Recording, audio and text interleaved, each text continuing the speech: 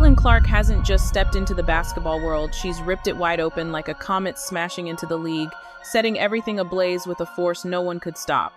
The Indiana Fever's golden rookie didn't just glide from college greatness to the pros. She exploded into the WNBA, as if the spotlight had been waiting for her all along, her highlights turning into daily viral moments, her record-breaking nights crashing through social media feeds like wildfire, her fearless leadership transforming her from promising newcomer to the undisputed face of the league almost overnight. One week she was shattering Iowa records. The next she was schooling veteran defenders who looked like they'd never seen a crossover before, and by year 2 there was no adapting, she was dominating.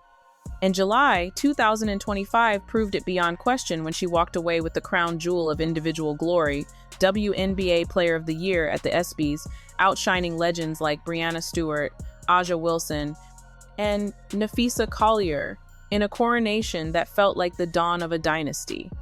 Fans were electrified, teammates beaming with pride, the entire basketball world whispering that this was just the beginning, but then, at the height of her unstoppable rise, in a moment that felt like destiny, something happened that nobody saw coming, and it changed everything.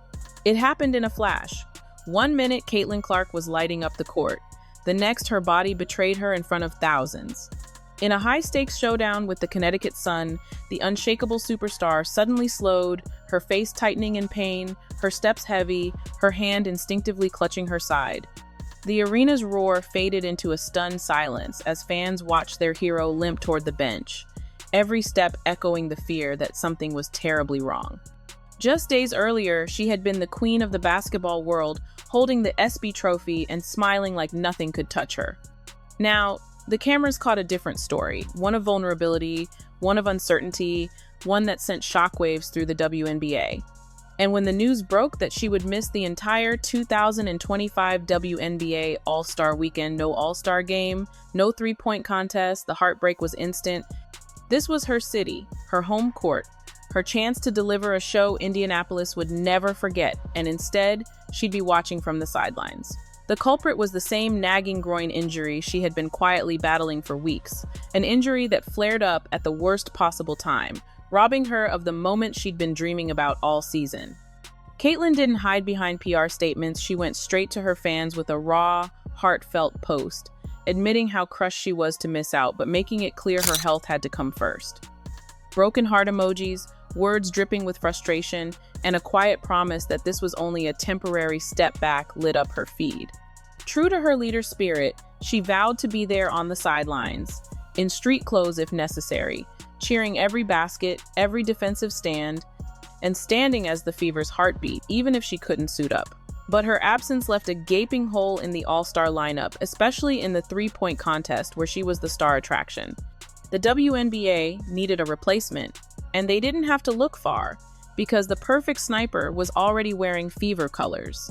Enter Lexie Hull, the Fever's quiet assassin, a shooter so cold-blooded that coaches whispered her name in scouting meetings and defenders dreaded seeing her set her feet behind the arc. She didn't chase headlines, didn't play for the spotlight, but her shooting numbers were lethal, her mechanics flawless, her release pure and unforgiving. Night after night, she buried threes with a calm precision that only true hoop junkies appreciated. And now, with Caitlin out, the spotlight had found her whether she wanted it or not.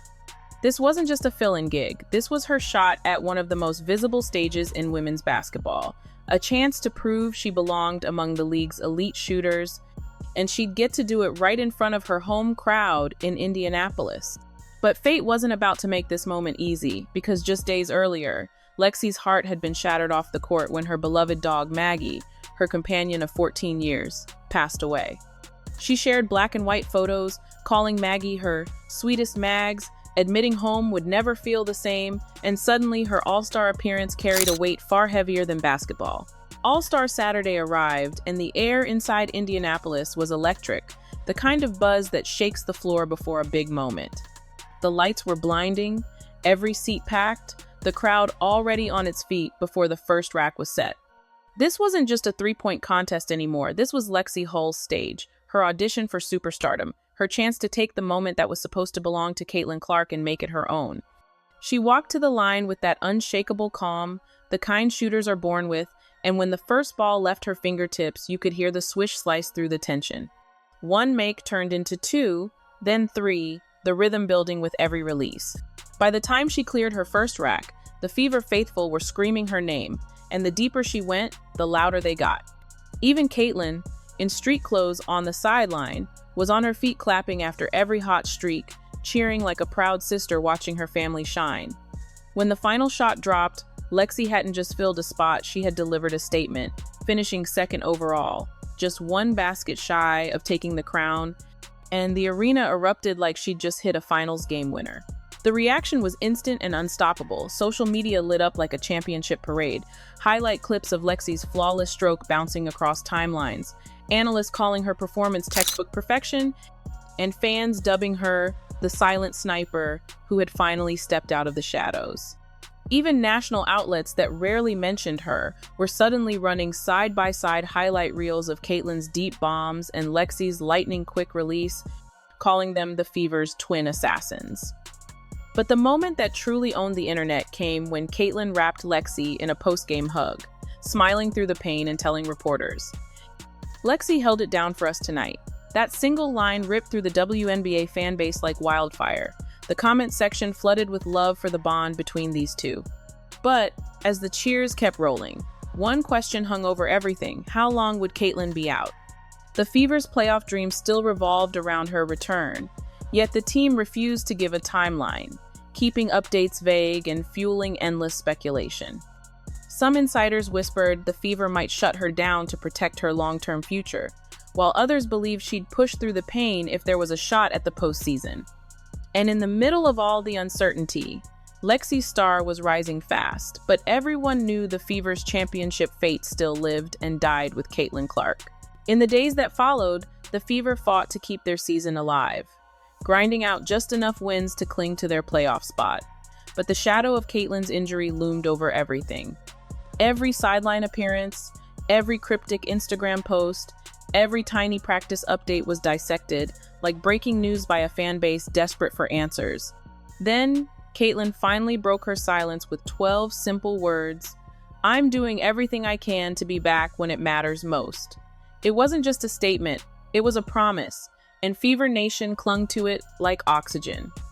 Meanwhile, Lexie's tribute to her late dog Maggie kept resonating across the league, drawing love from teammates, opponents, and even strangers who knew the pain of losing a best friend. And standing right beside both of them through every twist was Sophie Cunningham, the Fever's enforcer, protector, and heartbeat, lifting her teammates when the weight got too heavy, throwing herself into the fight for them on the court without hesitation, even if it meant fines or criticism.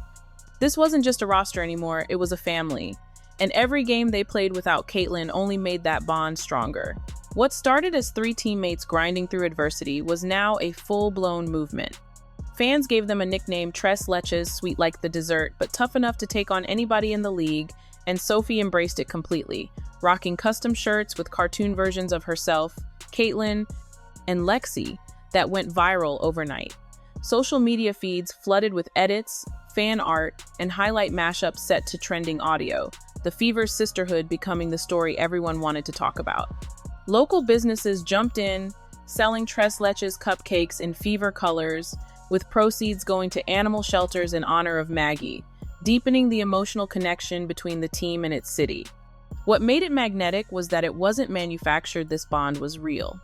They celebrated wins together, carried each other through personal heartbreaks, and stood shoulder to shoulder in every fight, on and off the court. In a league where rivalries and drama often stole the spotlight, the Fever were showing the WNBA something even more powerful: a culture of loyalty, love, and belief that this team's time was coming. As All-Star Weekend faded into memory, the Fever's energy shifted from surviving without Caitlin to sharpening into something dangerous. Practices weren't just drills anymore, they were playoff rehearsals, every possession treated like it could decide the season. Caitlin, still sidelined, turned into a second coach, standing courtside, clapping after every made shot, leaning into huddles with advice, keeping her competitive fire alive even without a jersey on. Lexie, riding the wave of her all-star breakout, started pulling threes in scrimmages with zero hesitation, her confidence now as dangerous as her shooting form. Sophie kept the locker room balanced, cracking jokes 1 minute, calling out teammates the next if the effort dipped for even a second. Meanwhile, whispers about Caitlyn's recovery were growing louder. Fans spotted her taking jumpers in the practice gym, moving with more fluidity, flashing that familiar grin, and every sighting sent social media into a frenzy. No one in the Fever camp would confirm a timeline, but Sophie posted a photo of the three together with the caption, "It's almost that time," and Lexie reposted it with nothing but a fire emoji. That was all it took. Fever Nation could feel it. The league could feel it. When these three finally stepped back onto the floor together, it wouldn't just be basketball. It would be a warning shot to the entire WNBA. This was never just about basketball. It was about three women who took a season that could have fallen apart and turned it into one of the most inspiring runs the WNBA has seen in years. Caitlin Clark, the generational phenom who didn't just light up the scoreboard but redefined what it meant to be a rookie superstar, was suddenly forced to watch from the sidelines at the very peak of her rise. Instead of sulking or disappearing, she became the Fever's loudest voice from the bench, a second coach, a motivator, a symbol that the fight wasn't over. Lexie Hull, the quiet sniper who had spent most of her career working in the shadows, stepped into a moment that wasn't supposed to be hers and made it unforgettable, carrying her grief over the loss of her beloved Maggie into every shot she took, using that love and pain as fuel to perform on one of the biggest stages of her life. Sophie Cunningham, the enforcer, the protector, the heartbeat of the Fever, made sure that neither of them ever felt alone in the fight, standing up for her teammates, in games, in practices, in life, no matter the cost. Together, they built something rare in professional sports, a culture that wasn't based on stat sheets or highlight reels, but on loyalty, trust, and a deep belief that they could win together no matter who was on the court. They didn't just survive without their leader, they found new ways to thrive. They turned heartbreak into momentum, challenges into opportunities, and doubt into defiance. The Tres Leches nickname stopped being a fun label and became a badge of honor, a symbol of a bond that couldn't be broken. Fans could feel it, the city could feel it, even the rest of the league could feel it. This team wasn't just holding the line, they were getting stronger. And now, with Caitlyn's return inching closer by the day, the Fever's rhythm locked in, and Sophie making sure the fire never dies, the rest of the WNBA should be on notice. Because when these three step back on the floor together, it won't just be a return, it will be a statement. This isn't about picking up where they left off. It's about proving they're better, tougher, and more united than ever. It's about sending a message that this team isn't here to play nice, they're here to take over. And when that moment comes, every arena they walk into will know they're not just facing a basketball team. They're facing a sisterhood, a movement, and a family that refuses to break. This isn't just a game anymore, it's personal, it's powerful, and for the WNBA, it's only the beginning.